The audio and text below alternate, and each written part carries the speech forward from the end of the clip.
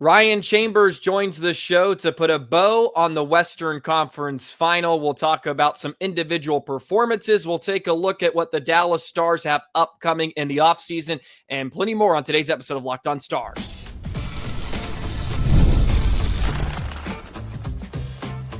You're Locked On Stars, your daily podcast on the Dallas Stars, part of the Locked On Podcast Network, your team every day. Howdy, Stars fans. I'm Joey Erickson, former producer of 105 Through the Fan. Please be sure to subscribe. We are free and available wherever you get your podcasts and on YouTube. And as always, thank you so much for making us a part of your day and making us your first listen. Today, Ryan Chambers of Starcastic Remarks was kind enough to join us. We're about 24 hours from the despair of last night. It's still fresh on our minds, so I figured it was a great time to get Ryan on and hear his thoughts on the series and the Stars getting knocked out of the Western Conference Final for the third straight season. We have a ton to get to today. We're going to try to cover as much ground as possible. I want to thank you for joining us. Locked On Stars, Locked On Podcast Network, your team every single day. Be sure to hit that subscribe button, drop a like, drop a comment as well about how you're feeling here on this Friday evening. Ryan, well, I guess we'll start with this since I think this is going to take up a lot of the conversation in the next few weeks. And Pete DeBoer's decision to pull Jake Oettinger when he did last night in Game 5. And I for one, did not hate the decision to pull Otter. I thought maybe he overreacted, and I hated his comments afterward. Don't get me wrong, completely hated the comments he made where he basically just threw Jake Oettinger under the bus, but I understood why he pulled Otter in the moment, and I don't believe it was an indictment on Jake's play, but obviously it sort of was after what we heard from Pete DeBoer. But let me know your thoughts on the matter and what went down. I will say this, I think Pete DeBoer, maybe if we hear from him in a few days, may admit that it was a bit of an overreaction. And I think he got caught up in the emotion of what was going on and made a hasty decision. But I understood it because the team in front of him didn't show up. And that's also not a good reflection on himself. Anyways, that's a long-winded version for me. Let me know your thoughts on the Otter poll. Well, first off, we're going to find out what he thinks tomorrow. Because Stars have end of season media availability at 10 a.m. in Frisco. So I'm actually going to be going to that. It's the first time for me doing something like this. So if someone doesn't ask the question, which I'm sure that will be the first question that comes from anybody's mouth, then I'll make sure to ask that. I am still unsure about how I feel about this, if I be completely honest. I'm still trying to make up my mind. The initial gut reaction emotionally was obviously that DeBoer needs to go. That's I mean that's really what I was feeling at that point. I'm with you on a lot of the stuff that you said. I agree with a lot of the stuff that you said. It made a lot of sense as to why he made that decision. And because he was just like, I don't know what to do. We're down 2-0 early, 7 minutes in. There have been 2 shots. They have scored 2 goals, and we're already down 2-0 in the hole. And we've talked about for the last 3 games that we have to be the ones that scored the first goal. And the Stars never did in the Western Conference Final, by the way. They never scored the first goal. So I understood why he did it. Would I have done the same thing? I don't know, because I will never be in that situation. I would not have. I made that point too. I would not have the balls to do that. So I do give him some credit there. he had the absolute balls to do it. And hats off to him for pulling off that move and being willing to try something. Now, that being said, the comments still ring large for me. And now here's the other thing about all of this, though, is yes, Otter was not the better goalie in the Western Conference Final. Again, for the second time against the same goalie who, 90% of people would say before the series is the better goalie. He wasn't. He was not in the Western Conference Final. He had a really good game 4, in my opinion. I thought he played great in game 4. He gave the Stars a chance to win. But the things that Pete DeBoer said in front of the media was correct. It was. He didn't state anything that wasn't true.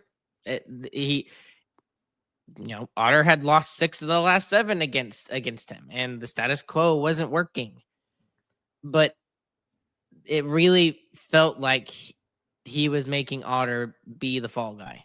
And I'm sure that's going to come out tomorrow during media availability, and he's going to try to reiterate the fact that, no, that's not what I meant at all. Everyone is just focusing on that one clip. And if you, I mean, at the very beginning of the clip, he even says, "I'm not blaming Otter." Yeah, but he kind of did. Full tirade against him, and it's like, that is the absolute wrong time to be saying that, dude. And the other thing is that you could tell that he was hesitant to say something about that. Mm-hmm. And I think his better judgment got the better of him there. And that was not the right time or place to say those comments. Were they correct? Yes, absolutely. But now here's the thing. The damage is already done between him and Otter's relationship. And as good as it's probably been over the 3 years, and as much confidence as, Pete DeBoer has shown in Jake Oettinger over the last, 3-4 years, however long he's been the coach here, I would say that I don't think it all came crashing down last night, but a good chunk of it did. I mean, there's going to be some toxicity between those two guys, regardless of what they say. And they're professionals, and they'll probably figure it out. And if DeBoer is around, which I suspect he still will be next year, they're going to figure it out, and it's going to be fine. But it's still going to be there. I mean, imagine this happens again next year. The Stars are in the same exact situation, maybe against a different team. Or Edmonton. And he basically just said he doesn't have an answer for the Oilers. His franchise goaltender. And what does that do for your franchise goalie's confidence when your coach said that, and it's a year later and it's the same exact thing? How do you think he's going to respond to that? Yeah. That anybody would not be, you would have to be the strongest mental person in the world to be able to get over that hurdle. Mm-hmm. I felt bad for Darren Pang, because he was just kind of, sitting right there, right in the tunnel, right next to Ray Ferraro on ESPN. Sorry, Ray Ferraro. No worry. I know. and he's trying not to talk about him, but obviously Otter knows what he's doing, and but the thing about all of this, it more important to me than anything, he made that decision on an emotional at an emotional time in the game. And that has not been his style ever. And it kind of screwed him over. Screwed Pete DeBoer over. And then the other thing that really frustrated me more than anything, and it really, really concerns me, if that is what Pete DeBoer does, one of the most veteran coaches in the NHL, has been to the Western Conference Final 6 out of the last 7 years, has never been able to get to a Stanley Cup final. If that's his answer in a game 5 at home, is to take out your number one goalie, then he doesn't have the answers to get over the hump. He doesn't have the answers to get to the next level. And that is what worries me more than anything. Is yes, everyone's talking about the relationship between Otter and DeBoer and everything, but if that is your decision, down 2-0 in a conference final and an elimination game, and you don't know what to do except to do this and hope it works, you don't have the answers, and you don't need to be the coach of a team that has aspirations to go to the Stanley Cup final. And that's sorry. No, and that's why I'm on this whole. He doesn't need to be back. He doesn't got it. Like we make so much fun of the Toronto Maple Leafs. They did it 9 years in a row, running back with basically the same group of guys, right? And different coaches, right? I don't want to turn into that. Yeah. We've run back the same group of guys 3 times in a row, and this coach has not been able to make it back to the Stanley Cup Finals since he was with the New Jersey Devils, his first NHL gig. And he's had 6 opportunities to get over that with different teams. And he couldn't get his team over that. That's not unluckiness in every single one of those series. There's a pattern there. If you are Jim Nill, if you're Tom Goularty, and I know Tom Goularty has already come out and said that he's backing Pete DeBoer, but if you're serious about winning a Stanley Cup, then this is not the answer, in my opinion. And that may be a hot take for me, but it makes a lot of sense. It's extremely logical that this is it. He doesn't have the answers. He's had his opportunity, and he keeps failing at it. Yeah, and that's why I made the point right off the hop. I think maybe the emotions got the best of him, and that's why I'm curious to see what he says tomorrow at the end of the year availability. If he maybe regrets the decision, just the emotions got the best of him for what you said and what we hear throughout the season about how calm he really is behind the bench. And last night you could tell it got to him. And that happens to individuals. It happens to all of us where we get overwhelmed, overstimulated, and we make decisions that we usually would not make in those particular situations, and maybe got the best of him. And I agree with you too. What he said was not wrong. It just was a weird time to bring it up and sort of point that out about your franchise goaltender for the next 8 years, to kind of throw him out to the wolves, when in reality is your team wasn't ready to play off the hop, and they got outscored 13-5 at 5-on-5 in this series. And we give DeBoer a lot of credit for his offensive genius, right? His offensive game. And for the 3rd straight season, the offense goes really cold. And in reality, once again, you can look at the overall numbers throughout the postseason. The Stars scored 2.5 goals per game. That was 13th out of the 16 playoff teams, and the Stars gave up 3.33 goals against. That was 5th in the NHL among the 16 teams. And Otter, does he deserve some responsibility for that, some accountability? Sure, but it certainly does not all fall on 29. He was one of the reasons, and maybe the main reason you got to that point in the season. But at the same time, Stuart Skinner outplayed him. And I know I've had some Stars fans come after me about that. I don't know how else to explain to you that the goaltender that won in 5 games outplayed the goaltender that lost. But it wasn't Jake's fault. That wasn't the big reason why. And I do want to jump into some of the reasons why here after this, because I made this point following the game yesterday, and I kind of want to hammer it home because I think it's going to get lost in the shuffle out of a few of these things. So I'm going to do that, get Ryan's thoughts on that, and we'll do that in just a moment.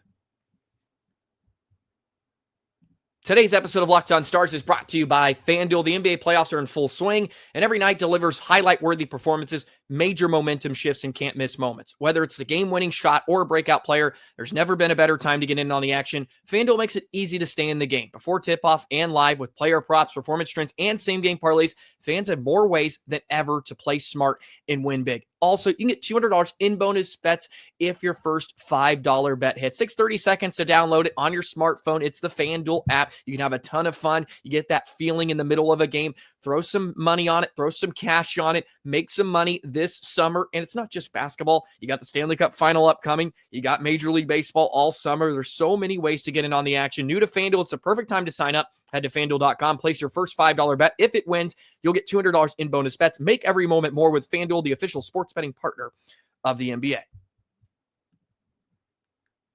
So this is something I brought up a bit, but I do want to expand on it, since I think it really does need to be highlighted, because I do think it was a major role in how this series played out. And it falls on, and it comes to this, the way both of these teams went about revamping their back end, specifically the blue line. And I think it's funny because a lot of my concerns, and you can probably go back, I really encourage people to go back to my July 1st episode, right after Dallas went out and signed Dumba, Lyubushkin, and Brendan Smith. I feel like a lot of the concerns I made then ended up sort of coming to life at this point in the season. And the reality is, Lyubushkin and Dumba, guys you overpaid for in the summer, were in the press box for the final 3 or 4 games. Dumba, of course, didn't make a appearance, but Lyubushkin wasn't in the lineup because they went out and they wanted to get tougher, right? And look, I think physicality did play a role in Dallas's downfall in the series, but at the end of the day, look at the moves that Edmonton went out and made. They went and took a chance on Klingberg, and they went out and got Jake Wallman at the deadline. And every matchup in this series, the Oilers won, from lines 1 through 4, from pairings, they're from their number one defenseman all the way down to the bottom, the bottom pair. We're just better. They were clearly the better team, and they had puck moving defensemen that can move. Yes, they can play physical, but guys that could make passes, get out of their own zone, and get the offense rolling. And that's something Dallas just didn't have in the series. Look at the third goal Dallas give up. It's Petrovic and Bichel, who I give a lot of credit to those two. They played rather well this postseason, but they couldn't get out of their own zone. And then Skinner is able to pop one home. Dallas's just inability to move the puck out of their zone and create off the rush. Look at the 5-on-5 goal last night with Robertson. I mean, we didn't see that much at all in the series. Rantanen drives, he pulled up and made that pass across, and then Robo was able to slide one through the 5-hole. But there was really none of that in the series. And I think a lot of things reverted back. I think there was a lot of regression with Dallas in the series specifically. They were so good on special teams on both sides of it in the first 2 rounds, and they got phenomenal goaltending, which carried them. And then a lot of the issues we saw the final month of the season, and DeBoer sort of mentioned this, started to creep in. The wide open chances in front of Oettinger, like Perry a couple times in this series, and it all started to come back to life. And I think it reverts back to Dallas going out and they just got bodies to fill holes, right? They just needed guys to chew up minutes. And that's just not good enough at this time of year. It's not good enough in the Stanley Cup playoffs. And Cody Ceci and Lundell, I mean, they were outscored in this series at 5-on-5. Lundell 3-7, and Ceci outscored 7-2 when they were on the ice. Like, it's not good enough to just get guys that can chew up minutes. And in particular, when you had guys that you could just maybe in-house bring up that could chew up some minutes, but you overpaid for some of these guys, and now you're in an interesting position. But I think that's a point that maybe is going to get lost in a lot of the conversation. But the way the Oilers went about revamping their defense, it was just a tactical nightmare for Dallas in a lot of ways. And Edmonton exposed Dallas in really every facet of the game and in this series, and a big reason why they won it in 5 games. It was never close. If we're honest, if we look back, the Stars were never close to winning this series. Mm-hmm. And I hate to say it this way too, but game 1 was a fluke as well. The Edmonton Oilers were not ready to play that third period, and they didn't expect Dallas to score in every single one of the power plays they got, and they were able to do so. So and that's unfortunate. But I like how you pointed that out, but at the same time, here's it's an extenuating circumstance with the defense this year too, Joey, and the fact that nobody knew that Nils Lundqvist was going to be as good as he was, but you were hoping one of these 4 guys between Lundqvist, Lyubushkin, Dumba, and Smith, one of those 4 guys would step up. And nobody really expected it to be Lundqvist, but he was the best out of the 4. And to the point where even though he wasn't scoring any points or anything, we were talking about how great a season he was having. Mm-hmm. Like, he was making offensive plays. He was moving the puck up the ice. He was making the defensive plays that he wasn't doing the last 2 years. It seemed like he had finally figured it out. And then what happened? He gets hurt. Okay, well, that's okay. Well, let's go get let's go get another guy. Let's get Ceci. Okay, well, then Miro Heiskanen gets hurt, and you're asking Harley to play 28 minutes a night. So it's not right to blame it on injuries per se for this, but injuries did play a part in what happened this year for the Stars on the D-core. I think the D-core could have been good enough to win a Stanley Cup, but the fact is Miro was hurt for a good chunk of the time, and then you were asking Cody Ceci to play a top 4 role, which he shouldn't have been doing. Same thing with Lyubushkin. Lyubushkin was playing a top 4 role, and you know what? To be totally honest with you, I will jump on the bandwagon that's going the opposite way and say Lyubushkin had a great year. Generally speaking, I thought he had a very good year. Yeah, now, I would agree. I really would. I think the other reason why he was being held out of the lineup over Ceci is because we saw how much ice time Ceci was getting, and we knew that it was going to be Lyubushkin that came out if it wasn't Petrovic. So it was either Lyubushkin or Petrovic once Miro started making his way back, and they were going 11-7 and stuff like that. But I also think Lyubushkin was fighting something as well, and I'm sure that will come to light. I'm 95% positive that he was dealing with something that was a nagging injury, and that's why he was out. Because a Ceci that is 90% or 85% is a lot better than a Lyubushkin that's at like 50 to 55%. I think that was the reasoning by the coaching staff, and we were never told about Lyubushkin having an injury because he had to play. But that is a very good point, though, Joey. Is the defense, even though it wasn't necessarily the problem at times, and it was a factor. Like everything about and this is why it was so embarrassing in Game 5. Like I had never been so embarrassed in my life, and there were Oiler fans that were, sending me DMs and saying, "We are so sorry. Like this is absolutely ridiculous, seeing how your team is responding, and we're not gonna like catcall you or anything because we know it would just make it feel worse." So the fact is everything about the team just crumbled. Yeah. It wasn't just the offense or the defense or the goaltending. It was everything. Every little aspect about the Stars game in Game 5 came crumbling down like the walls of Jericho. Like everything was, and I'll go back to the first comment that I made once they went up 3-0, and I said, this team is 100% mentally gone, checked out, and they're weak. And I hated saying it that way, but that's the case. That's my belief. And sorry, I know I went on a completely different tangent, but like that defensive part of what you were talking about is just a part of a bigger problem. It's a symptom rather than the disease itself, if that makes any sense. And just trying to treat that one disease is not going to fix the problem that this team is facing of getting over the hump and getting to the Stanley Cup final like they should with some of the players they have. It's something about the culture of the team or the way they're playing or something. And that's going to be something that they're going to have to figure out. And I said this yesterday on our after game review with me and Chris. This is why today is the reason why Jim No gets paid millions of dollars. Yeah.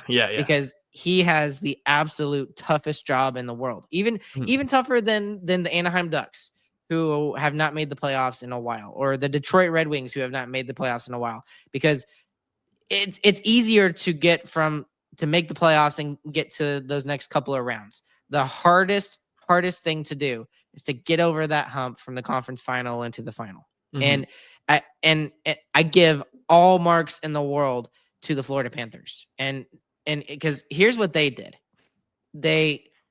They won the freaking President's Trophy as the best team in the regular season. And they won a round, and then they were out in the second round. And they were like, okay, well, that was a successful season. That was fantastic. It was great, right? But they realized they had a problem. And they completely changed everything with that trade that they made for Matthew Tkachuk. They realized that the way they were playing was not playoff style hockey, and it wasn't going to work if they wanted that actual Stanley Cup. So they went out and they traded. That must have been the hardest thing to ever do. They traded Jonathan Huberdeau and Mackenzie Weegar along with some other stuff for Matthew Tkachuk. And Matthew Tkachuk is not the only reason why the Florida Panthers are the Florida Panthers, but that right there was the decision that the Florida Panthers made to completely change the way they play the game, the style that they play. They went out and got Paul Maurice as well. And then the last 2 years, they've been the epitome of the NHL and the staple of what everyone is trying to be. And it's because they made that decision, even though they were at the top of their game, you could argue. They made that decision because they realized there was something wrong, and they did it within a year. And the Stars have done it now 3 years, and they still have not been able to figure it out.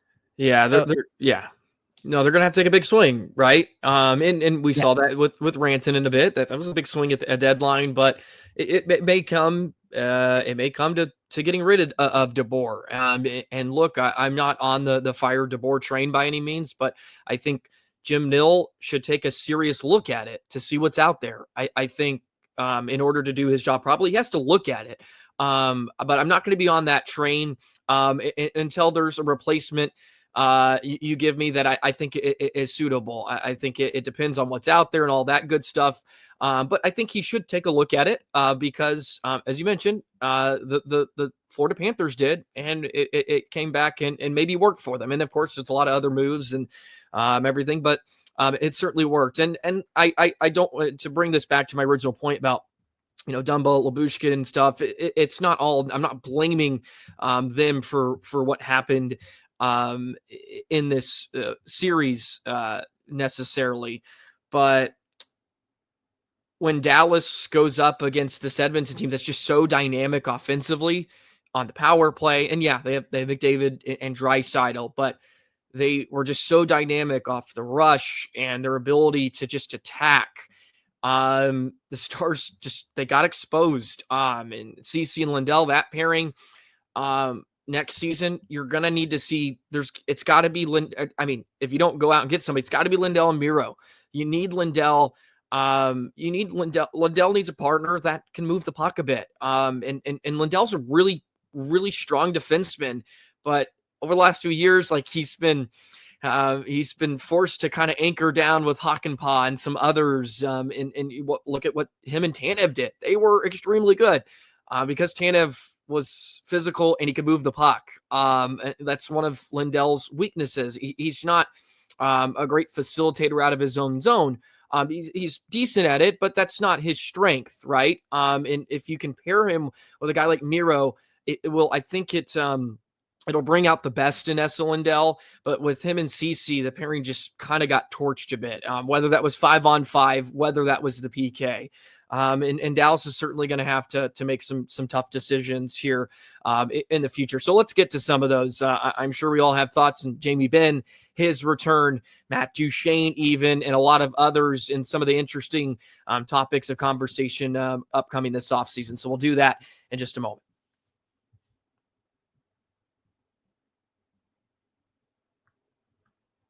Alrighty, we'll move on to some of the summer conversations. I think we did a decent enough job of just kind of putting a bow on everything that took place in the Western Conference Final. Stars bounced out in 5 games, and as Ryan said, just wasn't very, very close at all, unfortunately. I guess we'll begin here since it's obviously on everybody's mind. The captain, Jamie Benn, I was on him a lot this postseason, and I think there was a lot of defenders through the first 2 rounds, and then it happened here against the Oilers. I'm just curious, where do you land on Benn? I think, in my opinion, veteran minimum, maybe for a year. If he takes that, he takes that. That's sort of where I land on the Jamie Benn conversation, but it just felt like it's maybe time in a lot of ways. Yeah, so with Jamie Benn, it's been now 2 years in a row where the Stars have watched two veteran guys kind of flame out, straight Fantastic Four style into the playoffs. Last year it was Joe Pavelski. This year it was him, and he hasn't been a factor. He hasn't been a factor, and the only thing that leads me to believe that maybe there's more to this that we just don't know is we are not in the locker room on a daily basis. That's the only thing where the players don't talk about it. The coaches don't really talk about it, other than the fact of where they say, oh, well, he's a big guy in the locker room and talks to the guys and stuff like that. And he's not that kind of leader. And a lot of people right now are questioning whether he should be that leader moving forward. And some are like, well, just give him a contract. He can come back and, give the C to Miro. No, that again, it's the same toxicity. Like if you keep Pete DeBoer and Jake Oettinger together like this without talking about it before the season starts, he is still going to be Jamie Benn. And he's still got that legacy attached to him as long as he is a Dallas Star. Yeah, exactly. And people, and it's going to be very hard for the players to just switch their focus from, oh, well, he's not really the captain anymore. It's actually this guy over here, whether that's Miro or Wyatt Johnston or whoever, right?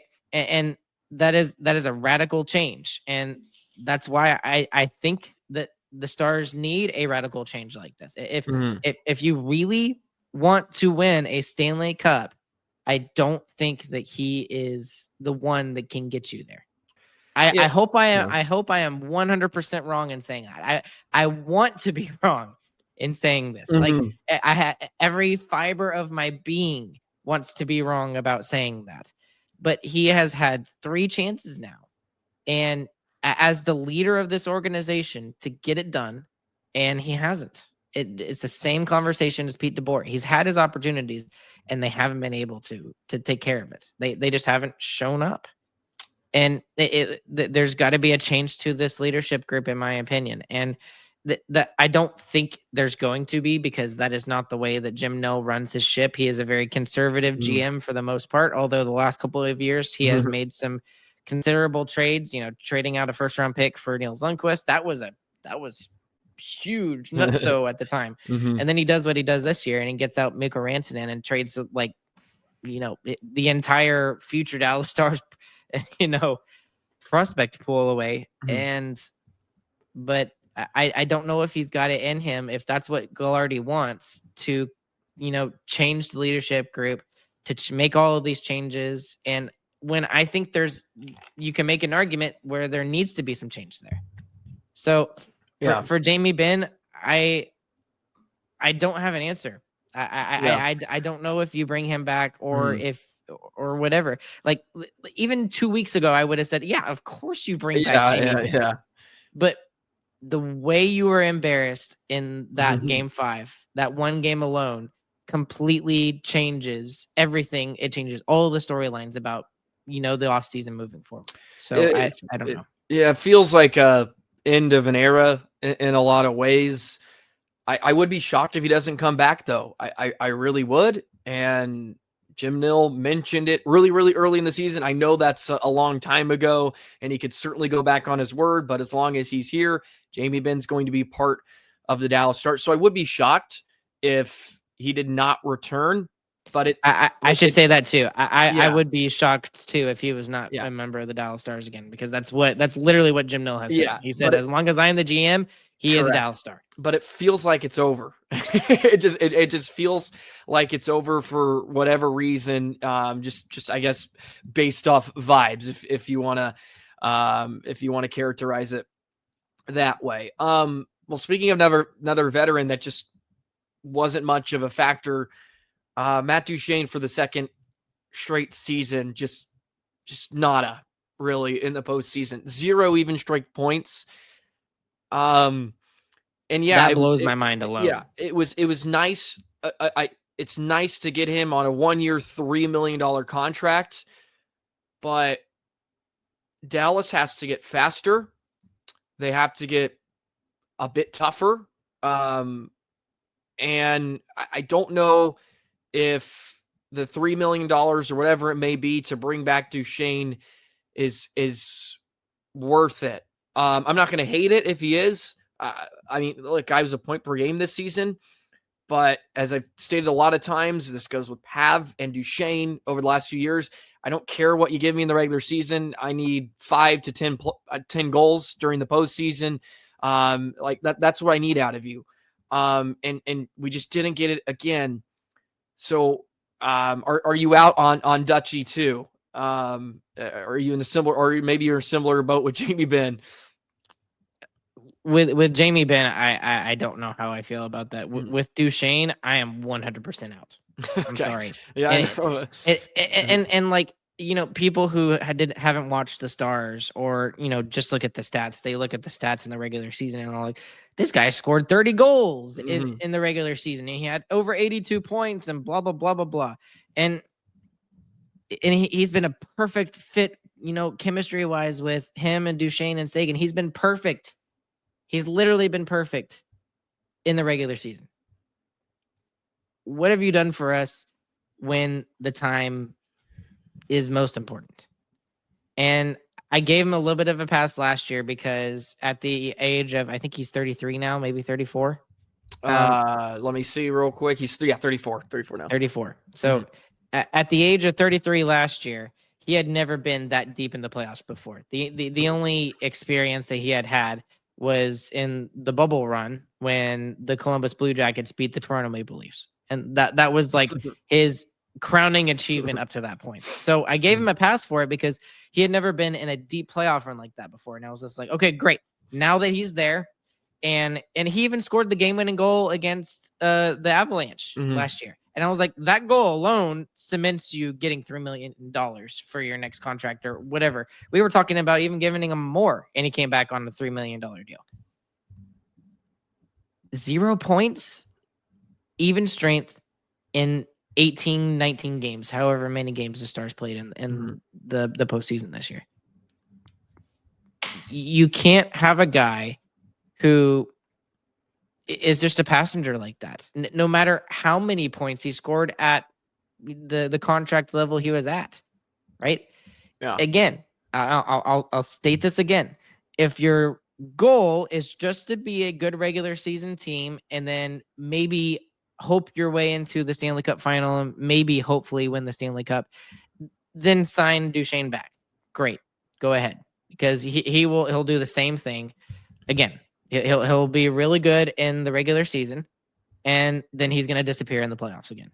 And yeah, that team doesn't need that right now. Like like literally, as great as he has been, and he led the Stars in points, and I'm saying all these fantastic things about him. What did you do in the playoffs when it mattered most? He did nothing. He did absolutely nothing. And even on top of that, he was very defensively irresponsible with the puck in just about every single one of the series. That I've got, you know, visions popping up in my head of specific instances, especially in the Oilers series, where he got completely obliterated in certain plays. And on one side, that's why I don't want him back. But on the other side is I want to talk about Wyatt Johnston for a second, if that's okay. Please do. I think this goes hand in hand. All everybody is talking about right now, Joey, is the stat that Wyatt Johnston has. Unfortunately, the historic stat. He's his plus minus. He's minus 18 in a single postseason. That's the lowest of anybody. I'm not sure if it's NHL history, but or recent NHL history or whatever. It doesn't matter. It was really bad, right? Like that. It's objectively a bad stat, anyways. But when it's that bad, you know there's something there. But look at who he was asked to play against.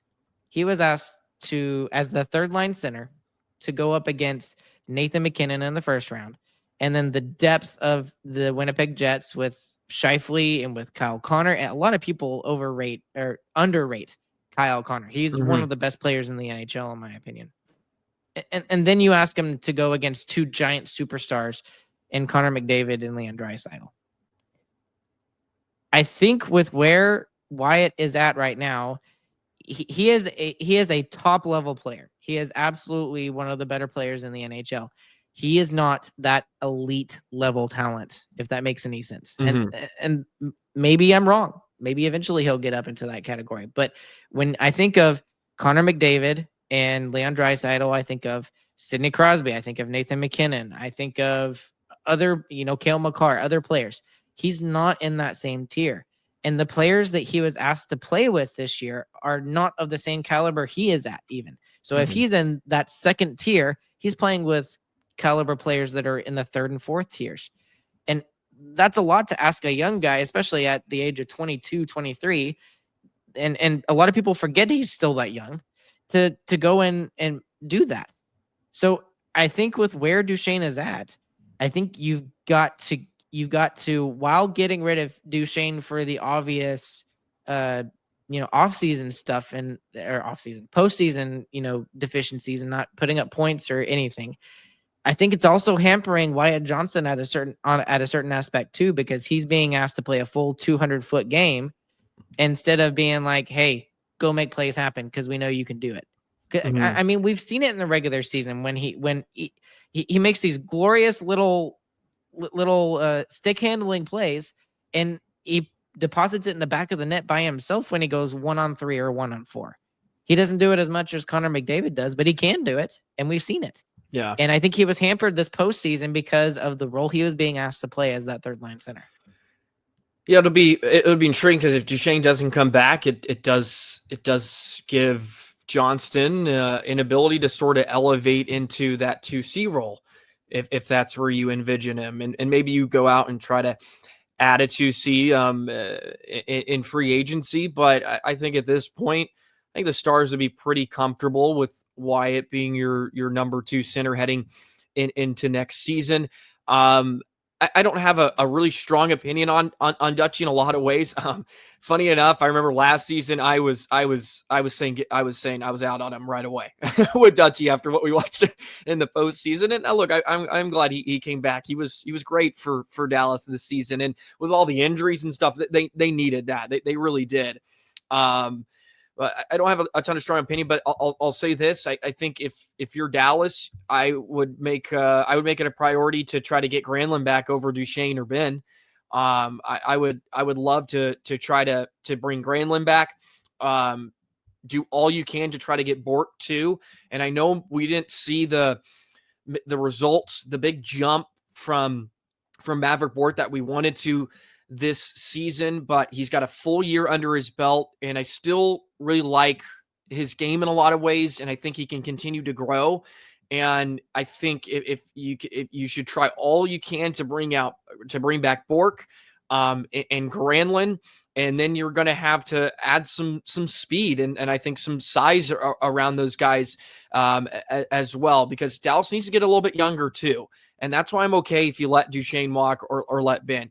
You need to get a bit younger, get some guys with some speed that you can play around a Wyatt Johnston, right? Where he's not trying to carry Jamie Benn and Dodonov. And Dodonov, I think maybe he was possibly hurt too, because it was a bit weird to me since DeBoer really trusts him, and he said that multiple times. And he seems to be the guy that DeBoer's going to go to, and he wasn't in the lineup the last couple games. That was a bit odd. So maybe he was injured. We'll have to see about that in the next couple of days. But Johnson isn't forced, as you say, to try to carry his line offensively by himself. And yeah, he did have opportunities to play with Ranton and Robo towards the end. They were trying to shuffle lines, but there was really no consistency there. And I think it certainly hurt him. But if I'm looking at an all-encompassing offseason for Dallas, I think you do your best to bring back Granlund. It would be nice to get Maverick Bork. I know he's a potential for an offer sheet candidate. I know that's been throwing out there. A player I think you could look out for too is a guy like Marco Rossi. That's a guy that's potentially on the trade block for Minnesota. He's sort of, I would say he's probably kind of a bit Maverick Bork type, like he's 5'9", but he's proven the last few years like he is viable. He's a good two-way forward, and he's got some explosiveness in his game too. I think that's a guy Stars could be interested in. And I guess this will lead me into potential trade candidates and stuff like that. Mason Marchment, he's a really hot topic too. I've always been a Mason Marchment defender. He was awful this postseason, don't get me wrong. I would not give up on him. I really wouldn't. I know it's the final year of the contract. I would keep him around another year. And I know the reaction emotionally right after this postseason is awful for him. I completely understand that. But I love his game, and I think Dallas needs some of that. And I'm always willing to put up with some of the antics. I get it. But Marchment, where do you sort of land on that, the final year of his deal? I know some Stars fans are ready to get rid of him, see if they can find other ways to retool, I guess, so to speak, this lineup. Here's just where do you stand on Mush and heading into his final year of a contract? But before I talk about Marchment, I do think Granlund, I would like to see him re-signed over Duchene. And I think a lot of Stars fans would agree with us in that aspect. Like, if you had to pick one, I mean, who was the one that had the hat trick in the playoffs? It was Mikael Granlund who had a hat trick. And just one goal. Like, just one goal would have been better than Matt Duchene. And so that's unfortunate there. What's funny is that as strongly as I feel about Duchene, I don't feel anything towards Mason Marchment, but and I don't have anything for you. Why? I agree with you that he was bad, and but like again, there was not a Dallas Star other than, I would argue, Jason Robertson in the last 3 games who did anything of consequence. I'll throw Tyler Seguin in there too. Okay. I got it coming off a hip surgery. Yes. I like Sagan's play. And to be fair, he was Robo and Seguin, the only guys to score 5-on-5 goals in this series. That's nuts. And we had so many questions about Robo, but Robo, again, out of all the guys that seems to show up in the Western Conference Final, it's Robo. He may not do a whole lot in the first 2 series here and there, but boy, does he show up at this point of the year, and he did it again in this series. There was some stat I saw on X. I'm sure you probably saw it too. I think out of the last 3 years, he scored like 12 goals, I think, in the Western Conference Final. And he accounts for 32.5% of the goals scored by the Dallas Stars in the last 3 years. And that includes all of the players that have come and gone in those 3 years. All of that depth, right? The Stars have. Yeah. And 32.5% are relying upon Jason Robertson. It's so remarkable, though. Like, the offense just gone. It just goes away. It just goes away. Goes away at this point in time. Which leads me back to, and I won't. More. Yeah, exactly. Yeah, like he didn't have his team ready, and he didn't make adjustments. Or maybe he tried to make adjustments, and they weren't the right ones. And he kept trying to do the same thing, and then it led him to the emotional decision that he did in Game 5.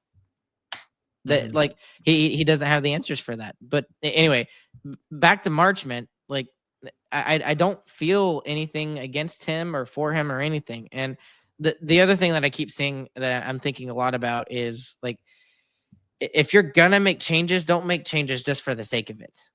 Make changes with a specific idea in mind.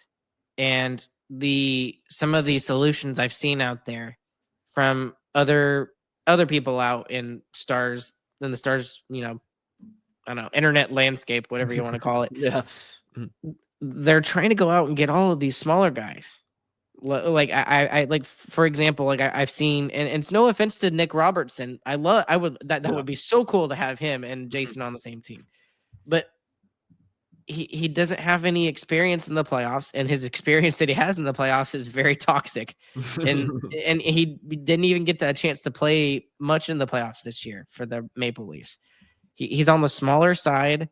No offense to Blackwell, but he's on the smaller side too. And I love Blackwell. I do. He's a great player, and I think he's fantastic. But I look at the other teams on the other side, and who have they got over there? They've got these guys who have tree stumps as legs. Yeah, So they're Kane, huge. Perry, Connor Brown, Yeah. Hyman. Like they're big guys. They're Yes, thick. exactly. Yeah, they're And big guys. and like the guys that kind of came out in the playoffs for the Stars were some of the bigger ones, right? Mikael Rantanen, he's huge, 6'4", 235 or 225 or something like that.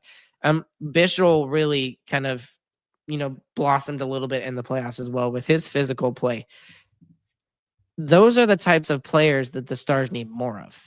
And we could go into a whole nother segment about the physicality of the Stars and stuff like that. But to not go down that rabbit hole, that long story short, they need to go out and get more physical guys, the bigger guys, more man flesh, more meat flesh, and to be able to go against these guys.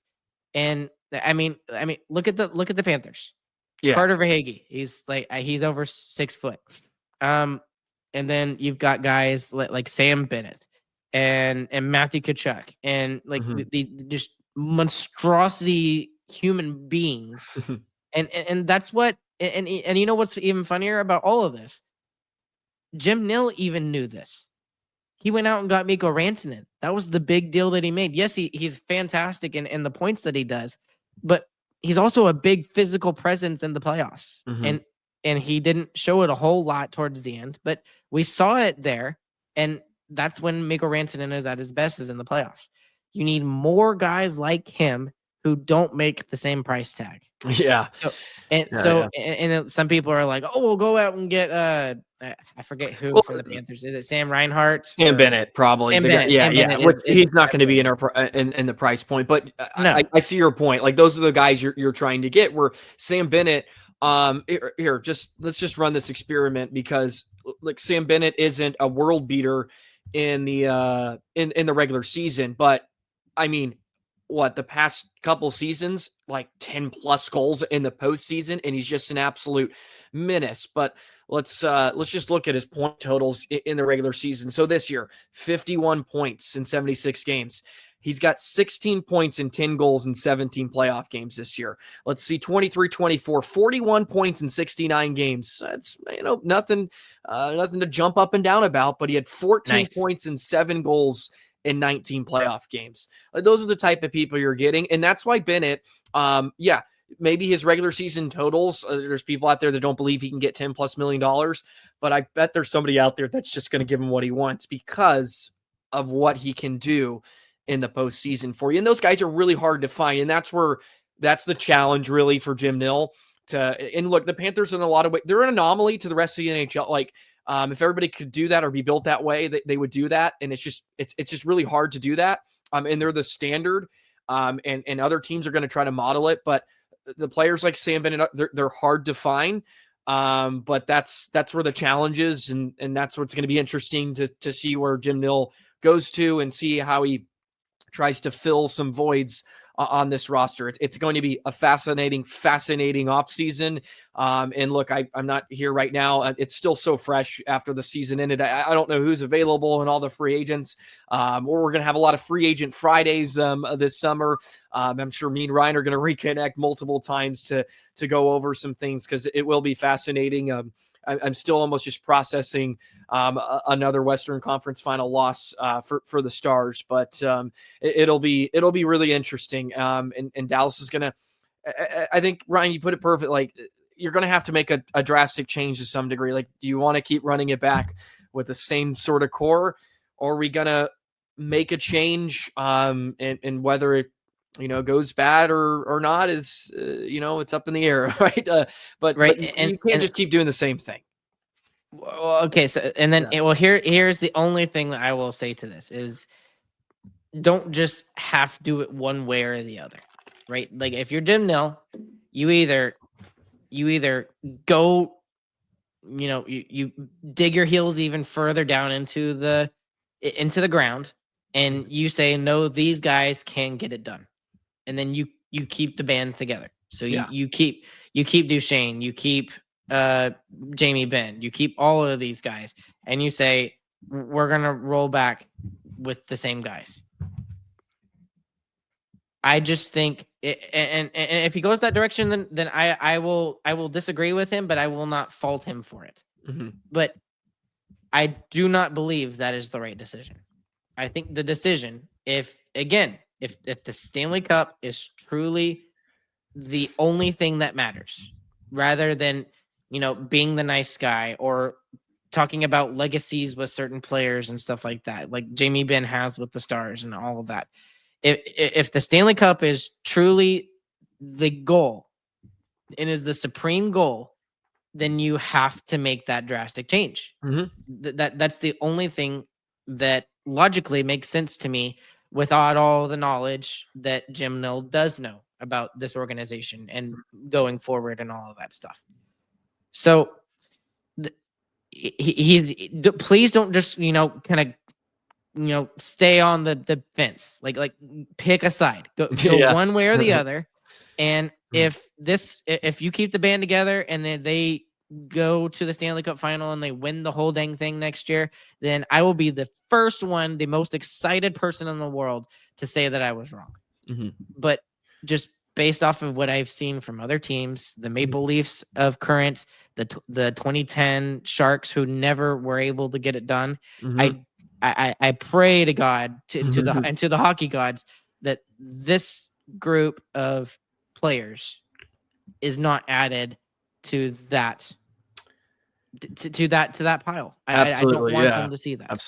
Absolutely. Oh, just another sad ending to the season, but in a lot of ways it was a remarkable year for Dallas, and it was a roller coaster ride. It really was, and it was fun at times. There was some high highs, but boy, there was a lot of just massive lows, especially the end of that regular season.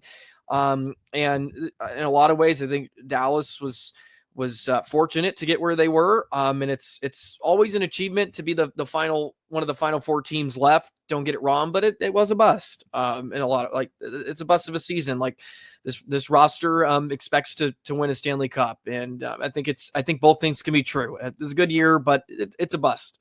Well, and then here's the other thing about all of this, Joey, is that you if you're Jim Nill, you could even, talk yourself into the fact that this team can do it, because let's be honest. Did we ever see the best of the Dallas Stars in the playoffs? My personal opinion is probably no. not. Yeah, they just didn't put it all together. No, they not once did they fully put it all together, and we say oh my gosh, that was a dominant, ridiculous performance. We constantly said they found a way to win, and that's a mark of a good team. Yeah, exactly, right? Exactly.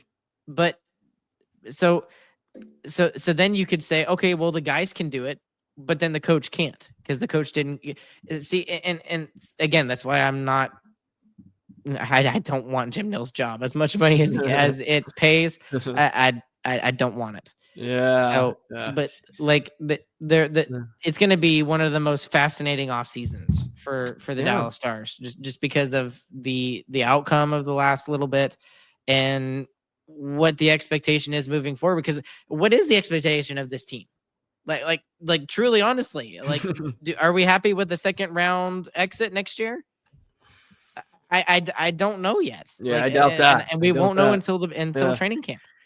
Oh, well, we'll be here all summer long here on Locked On Stars. Ryan, I'm sure, is going to hop on every once in a while. I sometimes enlist his services to come help me out, and we chop it up for an hour about everything. And we're going to have another long summer of just discussing everything that went wrong and all the moves Jim Nill and company makes the rest of the way. But Ryan, man, again, thank you so much for hopping on today. I appreciate you. By the way, you and your brother Ryan and all your other brothers just are not Ryan, sorry, Chris. Chris, man, you're a lot of fun to listen to, and Starcastic Remarks is phenomenal. I love the hot takes you guys throw out there, man. You guys are getting after it, and it's great conversation as always. So I appreciate you hopping on, and once again, man, it was a fun season, and just sucks it has to end this way again. That's why I want to see a drastic change, is because as a fan, it just makes too much sense. And as a member of the pseudo media, I put on my media member hat every once in a while. It just makes too much sense when I look at the other franchises. So All righty, man. Well, I appreciate all those that stuck around to this point. We went for about an hour, which is good, and I'm sure we're going to go multiple hours in the summer. But thank you for joining us on Locked On Stars, part of the Locked On Podcast Network. I know there's a lot of options out there, and I appreciate all of you that come back to here and share love to Ryan, of course, on Starcasted Remarks.